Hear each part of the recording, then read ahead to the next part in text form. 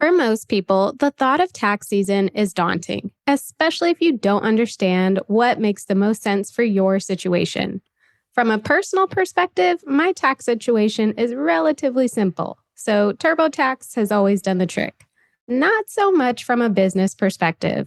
That's why I'm so excited to talk with Duke Moore of Duke Loves Taxes about how entrepreneurs, content creators, and business owners can tackle taxes with confidence. Thanks to his easy to understand tax advice, Duke has helped thousands of people make the most of tax time. Welcome to the City Girl Savings Podcast. I'm Raya Reeves, founder and finance coach of City Girl Savings. I turned my life around with budgeting many years ago, and now I'm on a mission to help others do the same. I fully believe that you can enjoy your life on a budget. And this weekly show will focus on the intersection of money and the city girl lifestyle. Join me every week, along with some special guests, as I share my experiences, advice, and guidance on navigating life and money as an experience-loving millennial.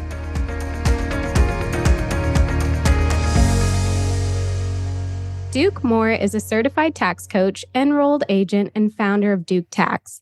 Across all social media platforms, Duke has over 3.5 million followers and counting. His TikTok is very entertaining and informative, by the way. Duke has been featured on Good Morning America, CNN, and more. He lives in Dallas, Texas, and has been running his accounting firm since 2018. Duke and I actually met at the 2021 FinCon event in Austin, and he actually encouraged me to step my video game up and get my TikTok going. Duke, thank you so much for being here. Before we dive into all things taxes, can you just share a little bit about yourself? Yeah, first of all, that was a dope intro, so I really appreciate that. It's so nice to meet you in Austin as well. But yeah, cool. Yeah, so I'm a financial content creator, mainly about taxes. My whole goal is to make it easy, entertaining, educating. Like you said, I'm also CEO of an accounting firm where we work with about 915 content creators and entrepreneurs, help them all across the board with their taxes and financial situation. Wow. I mean, that's a lot of people first and foremost, but I'm curious, what inspired you to get into accounting and eventually start your own firm? I mean, is this something you always wanted to do? Yeah. So when I was growing up, I was always a nerd with math and stuff like that. I always enjoyed math and numbers. But when I was 15 or 14, around that age, I was in theater. I was like a theater kid. And this girl was like, "Hey, dude, you know what?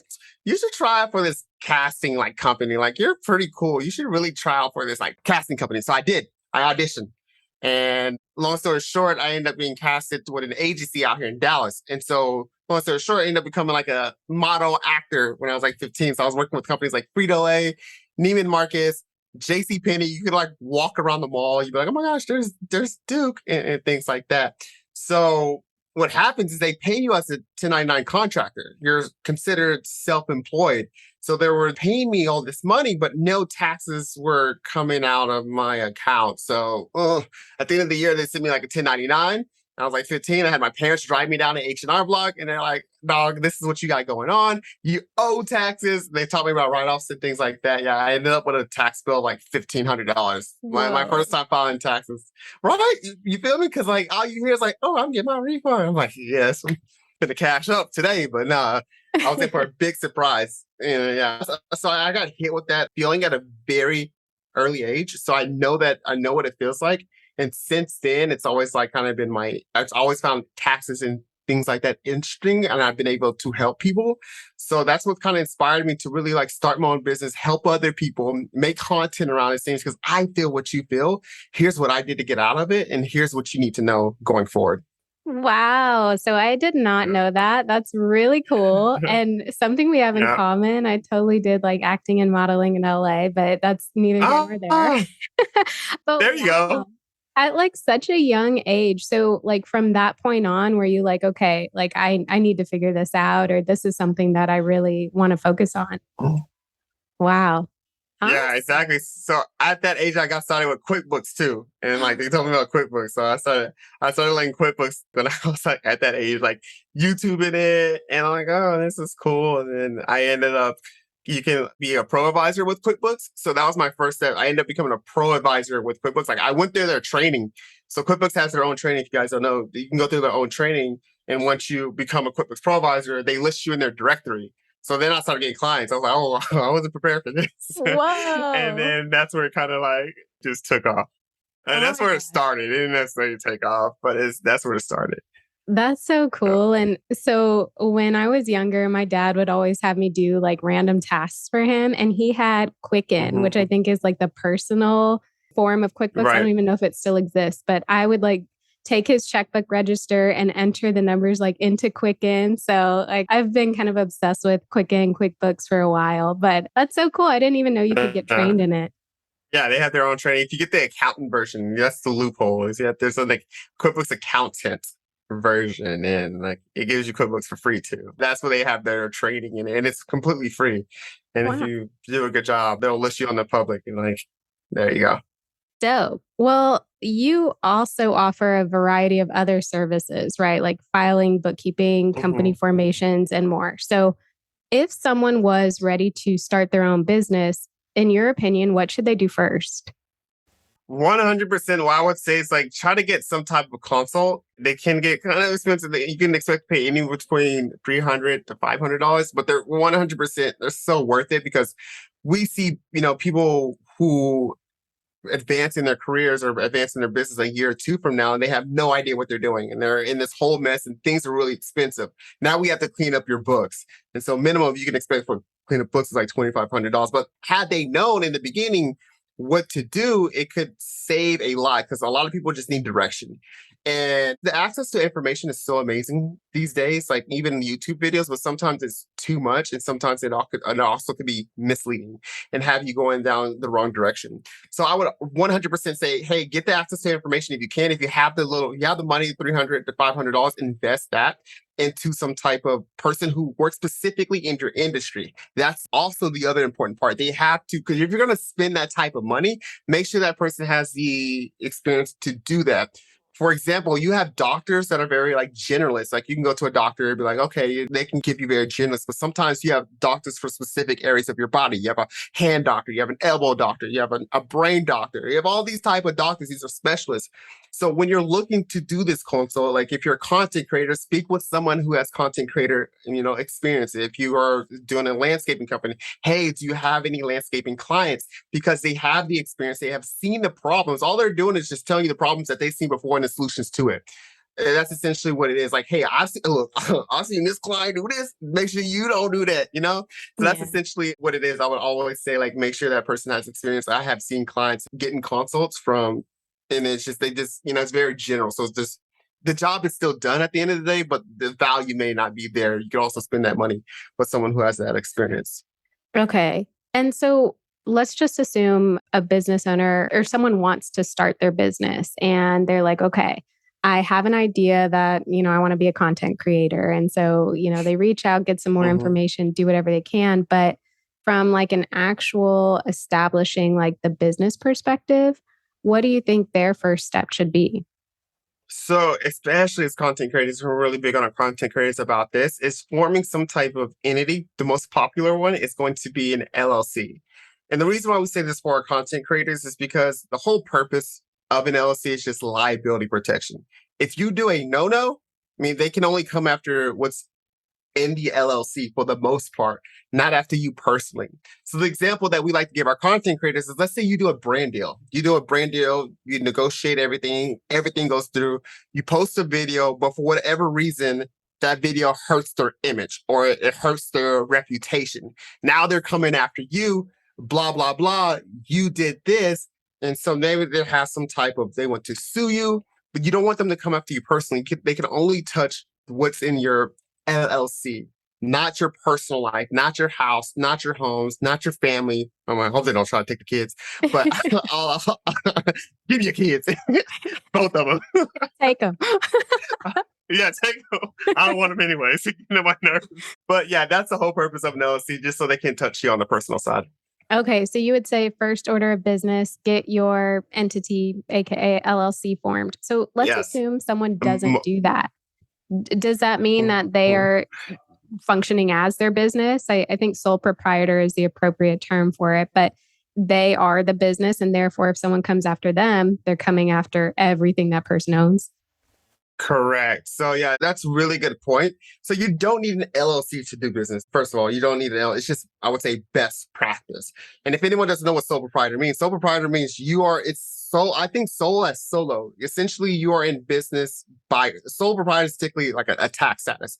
It essentially means you are in business by yourself. You have no other partners, and you did not make any type of like S corp election. So a sole proprietorship can also own an LLC, or a sole proprietorship could be someone who just started their business and not have an LLC. But that's kind of like what the sole proprietor. It's all like essentially what a tax status is. So if anyone's thinking like, when should I get an LLC? Like, in my opinion, you should get one the moment you can afford one. I don't just, go out there and spend money, because we've also seen where clients form LLC and they do no business. And so we have to be very careful with that, especially with our California clients, because California has an $800 minimum tax each year that, they don't play around. I don't know what they got going on over there. But Whoa. California has an $800 minimum tax. So it was like, okay, especially for a California client, like, dog, you doing this for real? You serious? Because, it's an $800 minimum tax for California. There's also like maintenance reports. You have to file annual reports. Sometimes these are free. Sometimes the state's going to charge you $100. So like I said, California just happens to be the highest one, where they charge like $800. So definitely do your research. What is the ongoing maintenance? When do I have the money to afford one? Now, it's only $75 to form an LLC in California. That's where they get you at, because like the state of Texas is like $310. So California only charges a $75 fee, but they have that $800 tax each year. So if you're a sole proprietorship, or if you're just solo in business and you're thinking about getting an LLC, I would recommend that you get one the moment you can afford one. There's two things you want to research. You want to research the state filing fee, and you also want to research the annual cost and see if it makes sense within your budget. Okay. What if somebody plans to do business like online? Does it matter where they form their LLC? Great question. So we always, and it's just easier, you always want to form LLC where you live at, where you're stationed, even if you're online, wherever you're stationed at. And that's a little tricky for digital nomads, but we also, say like where your home state is. Now, people do form LLCs in other states. So your state, if you have state tax, they may consider that what's called a foreign LLC, which is just not an LLC formed in their state. So it's just so easy. We're all about making things easy, bro. Just form it where you live. Like, you live in Texas, even though you're online, form it now. Now, there are certain cases where it makes sense to maybe form in another state. Let's say if someone's trying to protect their like identity or things like that. That makes more sense. Typically, we will refer that to an attorney. And that's where it's like, we can give you some advice, but that's also like a form of practicing law. If you're trying to like try to do that stuff, we typically have a business attorney we recommend, but we always just say it's so simple. Just form it where you live and where your state is, whether you're online or not. Okay. And one more question about this. What if you move? Should you move your company's like formation, like where the state in which it's formed? Yeah. That's a great question. So you would want to consider, switching that over. That's another reason why we might have to you may want to talk to a business attorney if you're thinking about moving, because then you're in California. So you're going to move to California, they're still going to hit you with that $800 tax, and then still consider you have a foreign LLC. That's the whole part. So you should definitely consider, especially if it's going to be a permanent move, it just make your life easier. I would never say like shut down the LLC completely, because that's also attached to your EIN. And when you're applying for business credit or things like that, they're going to look how long has this LLC been in business. So when it comes to switching your LLC, changing, you definitely want to involve some type of business attorney that could give you the best advice on what to do when you're making that move. Okay. Now, you did mention S Corp. What exactly does that mean? When does it come into play? Can you break that down a bit? Yeah, for sure. So an S Corp, so that's why I can explain an S Corp. S Corp is like going from a Honda to Mercedes Benz. Yeah, there we go. Just like taking your business from a Honda to Mercedes Benz. So as a content creator or as an entrepreneur, or if you're, taxed as a sole proprietorship, you're going to be taxed at a pretty like high rate. For example, on average, we see an effective tax rate of about 30%. So that means for every $100 that you're making, you're paying $30 right back to Uncle Sam.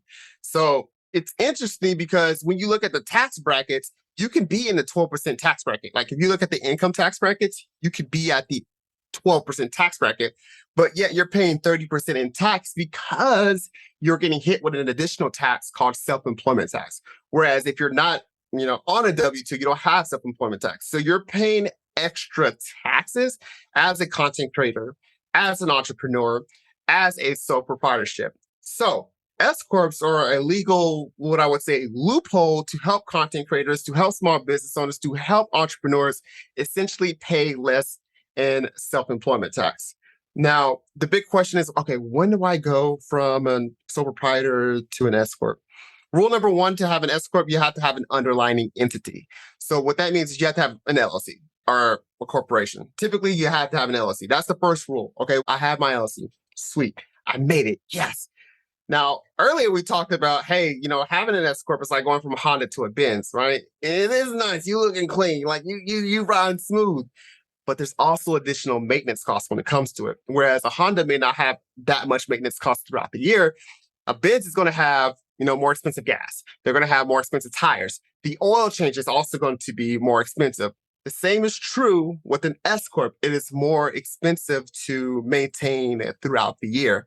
So on average, if you go to that S corp route, if you're working with a professional, you can expect to pay them anywhere between $5,000 to $6,000 per year just to maintain that S corp. So the first thing we want to look at, are we saving you at least $5,000 to $6,000 in taxes, right? Because the whole purpose of an S corp is to help you save on self-employment taxes. If we're not saving you $5,000 to $6,000, we're just incurring an extra expense.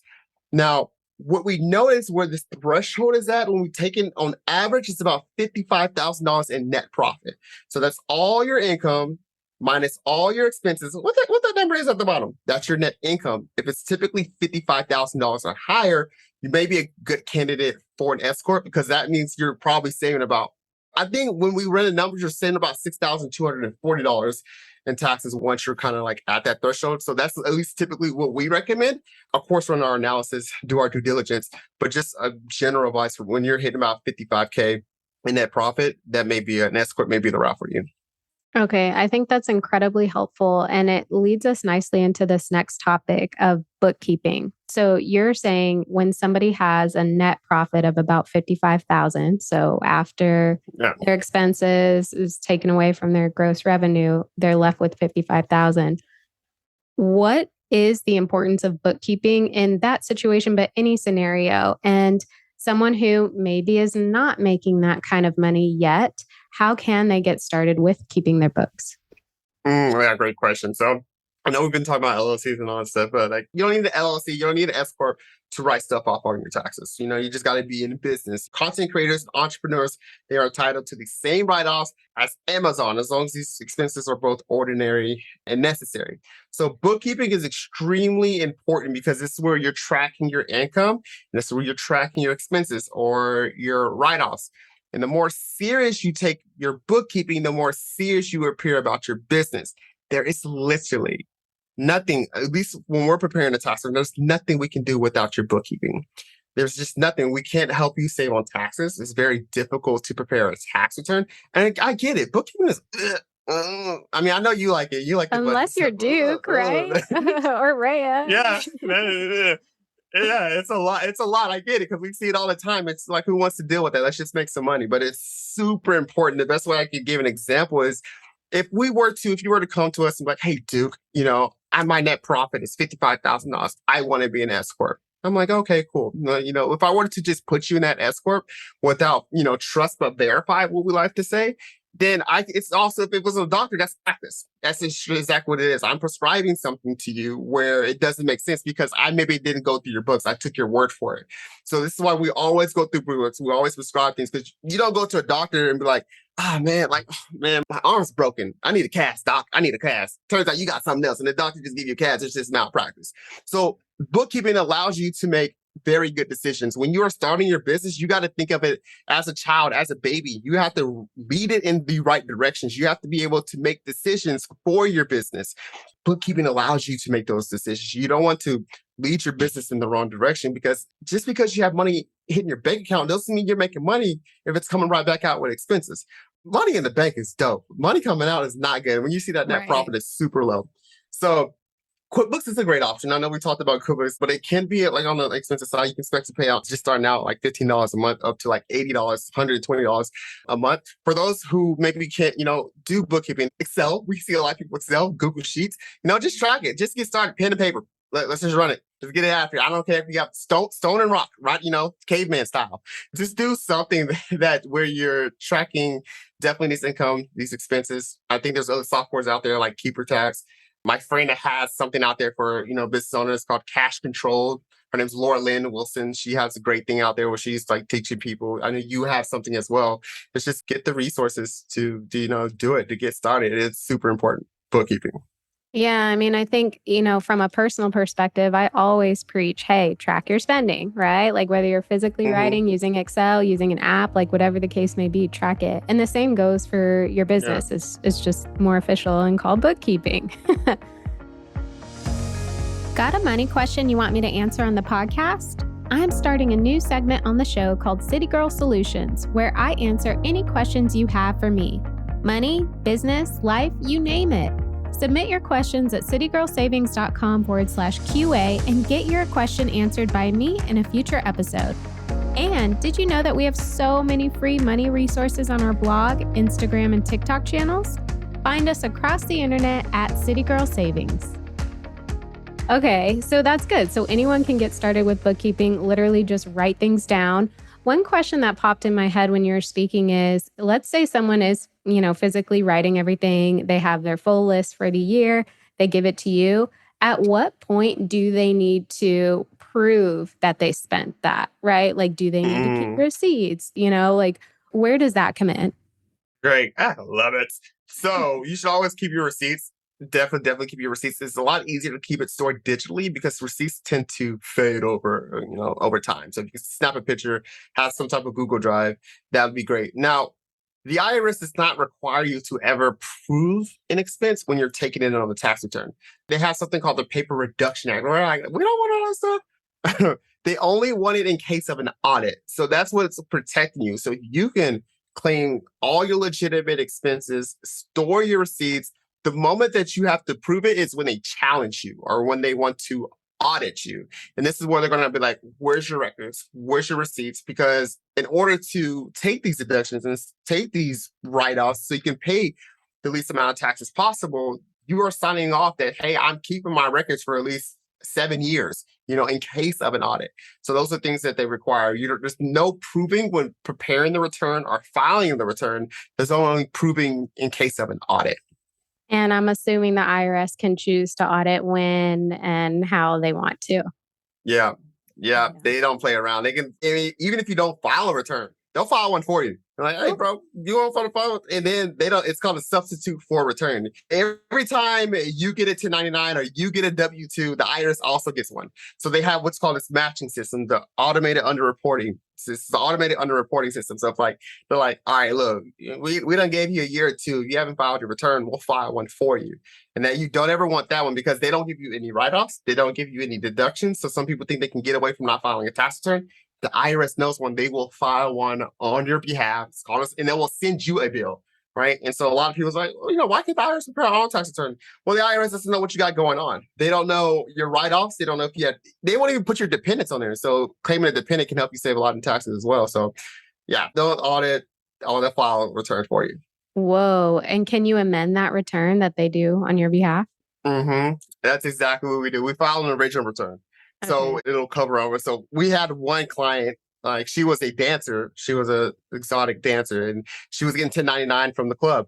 And this was about 2 years ago. And they did a return for her for like from 2011, because they can go back pretty far. They went from back 2000. So there's something called the statute expiration date, which actually gives the IRS 3 years from the moment that you file your return. It gives you 3 years for them to audit it. 3 years. Unless it's fraud, then they can always audit that. But they give you 3 years to question what's on your return. After those 3 years pass, they cannot touch it unless it's like fraud or some legal stuff. When you don't file a return at all, they can come back anytime they want. So they came back from her, like it's in 2020, they went back to her all the way from 2011. So it's like, it's always good to file a return. And IRS is super far behind. You better file that. Right. Because they're like 2 years behind. Yeah, file the return. It's always just better to file one. So in her case, it's exactly what we did. We just filed an original return. They reported all her self-employment income from the club. And then we just reported, we matched that income, but we took all her write-offs and things like that. And then they passed it. I mean, she went from a tax bill from like $68,000 to like $3,000 just by doing this. Yeah. Yeah. Wow. Well, no wonder they picked her. That's a hefty bill. Yeah. Yeah. I was like, come here, girl. Yeah. Yeah. Okay. So hearing that, it sounds like a big mistake for any creator or entrepreneur is not filing taxes. But what are some other big Mhm. mistakes you see? Right. So there are creators and entrepreneurs that are like, okay, I really want to file my taxes. And like just right back to it, right back at the beginning. The biggest mistake we see is just improper bookkeeping, not tracking. And this is just the most important thing. It's just by far the most important thing. I'm gonna keep beating it up. The biggest mistake that we see when we're preparing a tax return, whether it's like a content creator or entrepreneur, is not proper bookkeeping. They're just making money, but they're not categorizing their expenses. They're not doing all this nice other stuff. That is probably the number one biggest mistake. So we always encourage, get started, hire a professional if you don't want to do it. We can help you. We got you, fam. Or just get started. That would just be the number one mistake is just there's people that want to file a tax, like, no, I want to file my tax. No, I really want to do this. And it's like, oh, it's time to prepare. And then they just don't have proper books or bookkeeping. Okay. All right. So, name of the game, make sure you are tracking and Uh, bookkeeping. Yeah, Okay. that's all it So, is. Yeah. okay. So, in that example you gave, you shared she basically went from a $68,000 tax bill to a $3,000 tax bill. And from what you said, it's because when you filed the return, you included all of her write offs. So, can you talk about write offs a little bit and how people can like take advantage of things like that? Yeah. So write-offs are essentially things that are ordinary necessary expense that you incur in the course of trade of your business. So write-offs, the easiest way I can explain write-offs, it helps you pay fewer taxes. Now, typically write-offs aren't a dollar for dollar deduction, which most people think. So for example, if I buy a $5 pencil, it's not a $5 tax benefit. So if I owe $5 in tax and I buy a $5 pencil, it's not going to completely wipe that away. Write-offs and deductions are typically a percentage, right? So the best way I can explain why it's a coupon code. It's a coupon, right? It's a coupon. It's a percentage off of your tax bill. And the best way to figure out what that coupon code is by looking at what's called your effective tax rate, which we talked about in the beginning of this podcast, where I was like, oh, typically they're paying about 30%. So if we take the average, which is 30%, for every dollar that you make, you're paying 30% in taxes. Or same is true the opposite way with write-offs. For every $100 that you spend, you have a $30 benefit or a $30 write-off. That's the best way I can explain write-offs. It's just a percentage. It's just a coupon kind of not dollar to dollar. Now, some common write-offs that we typically see are like vehicles for our small business owners or our entrepreneurs. So that's a hot one. It's vehicles. We have office supplies and software. That's a really big one with all this technology and automation. Like if you're purchasing something like QuickBooks, that's a business expense. If you're hiring a professional, that's a business expense. We also see travel. Travel is probably the biggest one for our content creators. They're always traveling. So like the airline, your meals while you are traveling are deductible. Your luggage, all of that nice stuff. People you go meet with, your hotel. That's probably our biggest one with our content creators. Home office rent. If you're in your home office, we're working from home after COVID.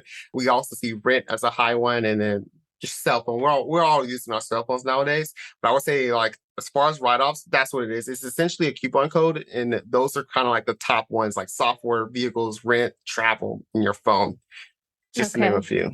I think that's a very helpful way to look at it. Now, I'm curious, do different categories of write offs have different like coupon code amounts? Oh yeah, great question. Yeah, I love that. So meals is one of them that does. So meals typically is only 50% deductible. So that's it, or 50% that you can claim. And then that coupon code is applied to it. So for example, let's go to Papa Do's. Hey, let's turn out Papa Do's. And then so we spent $100 at Papa Do's. Well, and this is actually new for tax year 2021, 2022. 2022 is actually the last year that meals you're able to claim 100%. So if we spend $100 at Papa Do's, and it's, business related, of course, ordinary, necessary. We check all the boxes off. Got it. So we can claim 100% on our tax return. I mean, $100 on our tax return, which is 100% of $100. And then that coupon code gets applied. Okay. You spend $100. Now you have a $30 write off. Starting in 2023, you're only allowed to claim up to 50%. So let's say we go, hey, we go Papa Do's in 2023, turn up in January. Crabs, lobsters, eating good. And so we spend $100, we're only allowed to claim 50%. So on a tax return, we only allowed to claim $50. And then that's where that 30% is applied to there. So yeah, I would say meals is one of those big ones where they don't allow you to claim the full amount. It's a percentage starting back in 2023. Oh, wow. Okay. So what? We're not supposed to eat when we travel for work or? Right? They are not playing around. It's so funny. And the reason why they did it, this is a fun fact, because there's always been 50%, but they're like, hey, look, this COVID stuff, ain't nobody going to a restaurant. So we need to incentivize people or businesses to go eat at restaurants. So, hey, look, y'all, I'm gonna hook y'all up. Y'all go support them restaurants. We're gonna go ahead and hook y'all up with 100%, claiming deduction. Of course, and it worked. But now they're like, all right, COVID gone, y'all. We're gonna go back to this 50%. So, Wow. yeah, yeah, Okay. yeah, That's cool. I didn't know that. Okay. Now yeah. another question I have is, where is the line, Duke, right? Because if you are a content creator, as an example, couldn't technically everything be a write off or an expense for your business? Yeah, that's what's interesting. That's the gray area, especially with content creation. What's interesting is that typically when we don't know, like if we're, preparing a tax plan or trying to help someone say preparing a tax return, if we don't know something, we typically go look at a tax court case where this went to court and this is what happened. There's not too much out there for content creators because it's such a new field. It's very recently, there's not too many like tax court cases. So the thin line where you kind of look at it's like we have to sit down and talk one-on-one. You will never hear me give general advice like you can write off your clothes, you can do this, because it doesn't apply to everybody. And it could be very misleading situations. Now, in some cases, in some unique cases, if you can definitely prove that, okay, I bought this for this specific video, this is how it helps me make more money, then that makes more sense. That's kind of the things that we ask. Is this ordinary, necessary? Does it help you make more money? And essentially, for most creators, for especially small creators, it's a little bit harder. For bigger creators, we have a little bit more wiggle room, a lot more wiggle room because we have like a substantial test. But if you're just starting out, it's going to be if we look at it, we don't look at it on the tax return because we can take it on the tax return. We don't recommend it. We say, hey, this is what could happen if we do take this on the tax return. We don't recommend it, then this is what can happen because really we're looking at what's going to happen in case of an audit. That's always the case. Small creators is very difficult. It's very, very difficult to prove how is this producing income for you right now. It's very difficult to prove that. Our larger creators, it's a lot easier to prove because it has to be ordinary, it has to be necessary, it has to be income producing. So typically all those situations, we look at the picture at the whole versus saying like, hey, this is just, very, very general advice because the last thing we want to do is just mislead somebody. And so if somebody doesn't know, I mean, is it best that they just track everything and when, they work with you, you and your team kind of go through and say, okay, here's what we can write off and here's what we can't? Yes, track everything. The more access to information, definitely the better. I can say the number one question that we get is probably like clothes and clothing. So the IRS has kind of ruled that if you can wear it for personal use or outside of whether you're not working, typically they aren't deductible. So let's say you want to buy some Gucci, you want to buy some clothes, and then like you wear it for a video, but all of a sudden you got to make a trip to Walmart. And now you're doing something personal. Maybe if you take off the Gucci and then go to Walmart, that would make more sense because you bought it specifically for shooting content. But if you're out wearing it, or if you're going to the club in it, it's very difficult to prove that you purchase this solely for business. Now, it's a great excuse to have it. Like if I'm a content creator, like, oh, I need an excuse to buy some clothes, so I can write it off. But the moment that you start wearing it on a personal use basis, that's where the deduction becomes questionable. The only other way around it, or you'll see loopholes what people do, is they'll put their logo or branding on it, on this type of clothing, or on their clothes, or on their t-shirts. It's no different than Cane's buying blank teas and putting Raising Canes on their shirt, or Walmart buying uniforms for their employees and putting Walmart on it. It's just maybe more expensive. So that's where clothing, that's where the little loophole around clothing, I would say, come in, is when your clothing logo or brand is on it, you're out there representing your brand. Okay, that makes sense. Now, I Yeah. want to shift gears just a little bit and talk about like social media. You've obviously grown an insane following, and I'm curious, like, in your opinion, how has that played a role in your business? It's played a tremendous role. I mean, before I started, I had the business back in 2018, and it was only about 14 of us, about 14 clients. It was just me. I was making it, I was, hustling. I was like, hey guys, I got you. And so, what's interesting about social media, it's allowed us to really expand and grow and help a lot of people. So, without social media, I don't believe we'll be at the position that we're in today to help so many people, because essentially what a business is just marketing. I mean, at the end of the day, like, it's just getting your name out there and people knowing about you. And social media has helped that out tremendously. Tremendously. We're able to help so many people. We're able to scale. I got to learn new skills such as hiring, like what employees? Like, so it's like all this fun stuff that comes with it just allowed us to really scale and take off. So it's been very, very, very good for us. I love that. And I'm sure it's expanded your reach outside of the US. Do you help international clients as well? So we don't, but we refer them out. Like we got to hook up now. So it's like, hey, guys, like we're getting all these people. Like that's definitely out of scope for us. We have a core focus of typically like content creators and entrepreneurs. Now, if they're traveling, we can help with that. But if they're resident in another country, we typically call it an out of scope service. Maybe one day we'll be able to offer it someday. But at our stage, it'll be out of scope for us. And we do have an excellent person that specializes in international tax returns that we refer out to. Nice. Okay. So everybody's covered. Okay. We got the hook up. We got you. Yeah. I mean, how could you not with what All right. you've built so far? What Gotcha. advice would you give to content creators who want to grow like you or just maybe monetize their social media content? What advice would you give? Yeah. So I mean, it's two ways you can go into social media, just having fun, which is the best way because everything happens on accident. You're like, oh my God, I didn't plan for this. I think that's the best way to go. Like, you're just really, truly being yourself. I didn't plan for none of this stuff, right? I'm pretty sure you didn't plan for none of your stuff. But like, you're just out there doing what you truly love. You're like, oh snap, I got a K. I got a K after my followers now. Like, woo, I got 10K. Like, and it just happens. But it just happens by mistake. It's not things that are typically planned. Now, once you hit that level, then you start planning like, oh my God, I gotta take this thing seriously. So I believe that's one way you can go after it. If you're just like being yourself, just going after it, and everything just happens on accident. I remember when I hit 500 followers, I was like, oh my God, I hit 500 followers. Like, it's the best feeling ever. It's so cool. Same. And then, yeah, it's like, those are the good days, actually. Like, oh, no stress. Like, those are the days. But I don't take things for granted. And I'm very humble where I'm at. And I think another way where you can go out social media is if you're looking to monetize or make money. So just, kind of be the bearer of bad news. Don't expect to get paid from these apps like TikTok or directly from like Instagram. Like you're gonna be surprised. The best way to monetize and make a good, decent living off of social media is if you're doing some type of brand deals. That's where we see our creators bringing in the most money. That's what's helped me a lot. It's helped actually my brand is how we fund my business as well. I don't typically take anything. I just put it right back in the business. I'm able to hire people, able to expand and everything. So brand deals is definitely where the money is going to be at. I mean, like we have people with not that many followers getting paid a couple $1,000s, $750, thousands of dollars, just by brand deals.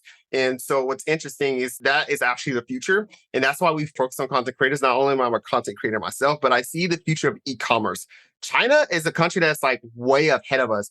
55% of their retail is straight up e-commerce. Like they're killing it in the live sale and things like that. And so we are also, I feel like we're always just following China. Like they're just the future. So back in 2011, like only 5% of our retail sales were e-commerce. Now we're at a 19%. And the biggest reason why e-commerce or all that is taken off is because social commerce, all because of social media. And these are things that are taken off. So we are in a position where it's all, you always want to hear get in early. This is the time to get in because it's not going to go backwards. It's not going to go back. This thing is going to continue to grow. Physical retail may drop. And you'll see more e-commerce, social online, people live selling. You see Amazon now testing out live creators. Like, could you imagine like you're shopping for something on Amazon? and someone's live with the product and you don't have to read the reviews like, hey girl, did that thing really work? Yeah, man. And so, yeah. So Amazon's doing live selling now, and it's just so much easier to see the product being live tested. It's live. So this is definitely the future. So I would say if you're thinking of like trying to monetize or make money, is that you want to create an audience that is very niche. I think niching is also going to be very, important going forward because let's say you have a channel that just deals with, I don't know, school supplies. Well, if I'm a brand and I have school supplies that I want to pitch and you talk all about school supplies, that would make sense for me to reach out to you. So I would say if you're thinking about doing content creation, explore what do you love to do? Talk about that a lot, build that audience, make it interesting as possible, and just kind of go from there. So that's the way to monetize is it's going to be brand deals, but I would say the best way to go into it is just going in by yourself and everything just happens on accident. And to leave listeners with a little inspiration, what is the biggest brand deal you've seen with your clients, if you can share that? Yeah, so we have one dude with Kroger, like $150,000. And I'm like, dude, what are you doing? And like, yeah, Oh, $150,000 is probably the most that we've seen. It's what's with Kroger. So I'm like, that's pretty cool. okay, Kroger. Yeah, I know. And they have fewer, like, they have, like, so it's also not about the following count. Because I have 3 million, they have way fewer followers than me, but it's a food channel. It's a food channel. They talk a lot about food and things like that. So it's Kroger's like, maybe we have this new food thing. So now they're, that's why, Kroger chose this creator. Wow, that's Yeah. very inspiring, actually. So Yeah. hopefully that Yeah. inspires someone who's listening. Yeah. So, Duke, before we wrap, can you share in like a couple of sentences what is the importance of tax planning? Yeah. So in a couple of sentences, I got you. The best way we like to explain it, you know how you go to like a restaurant or bar, you pay your bill, you may leave a little tip. Well, when we pay our bill at the IRS, we don't want to tip them. First of all, we want to get our bill as low as possible, but we're not tipping it. That's what tax planning does. It gets that bill low and we ain't tipping. We tipping. Like that's it. I love That's what that. tax that's what tax planning is. Just getting your bill as low as possible and no tips. Okay, I'm here for that. Yeah. No tipping, just There we dipping. go. No tip, just dipping. uh, That's funny. okay. Any final words of wisdom for business owners or aspiring business owners and content creators? Get started, especially if you're a business owner. If you're thinking about starting a business, just definitely do it. It's funny, like you could look at anything that's in this room, anything that you look at solves a problem. My shirt solves a problem. I'm not naked here. At my desk, I'm holding up these monitors, right? Your mic is allowing you to speak. Everything that you look at solves one type of problem. Even the walls in your room solves a problem. That's what a business is. So if you could find a problem, solve it. It could be a product or it could be a service. It could be something that you're passionate about and just solve it. And so that's essentially what a business is. So that's why I would say get started. Just find a problem, develop a solution, tell people about it, get people interested, do it. If you're thinking about making content creation, or also run that. You're going to start with 0 followers. Just keep going. Ah, I love that. That's super inspiring and, maybe a little bit more encouragement. You got to start. I mean, if you don't start, you don't know what works, what doesn't work. If you go back to the City Girl Savings Instagram, like from our early days, woo, it's a whole Yeah. different company, but you got to Yeah, start. exactly. Love it. All right. So what's in store for you and Duke Tax? Right now, we're building strategic relationships with other companies and brands that work with content creators.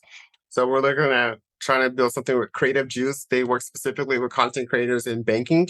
So anything like that, we're just also building out our foundation, making sure like our internal processes are down. And then we're probably going to definitely looking to scale or look for outside investors to really like take this thing off. So right now we're just building that foundation. We're getting our repetition with content creators. More content creators we work with, that's the direction we're going through. So we work with content creators and entrepreneurs right now, but we're really good at content creators. So we're getting that repetition, we're getting that experience with content creators. The more content creators we work with, the more our services are better or geared towards them and very specific that. So right now we're just building out this foundation and we're just riding the wave. Yay, I love to hear Yeah. it. Congrats. And to the moon Thank you you. go. I'm excited for you. Thank you. How and where can listeners connect with you? Yeah. So if you would like to work with us, if you're a content creator or entrepreneur, you can definitely find us by going to workwithduke.com. And then as far as my social media tag, you can find me at Duke Loves Taxes. Yeah, I will link to both of those in the show notes. Duke, thank you so much. I feel like you Yeah. provided such an informational but inspirational information regarding taxes, There we and go. you really make it fun. Thank you so much for having me. Thanks. Thank you so much for tuning in to City Girl Savings today. I hope you feel empowered and inspired to master your money as you make your way to your dream life. Make sure you subscribe so you're the first to know when a new episode comes out. I truly value your thoughts and feedback, so please leave a review and let me know how this podcast has impacted you. Can't wait to chat soon and make it a great day.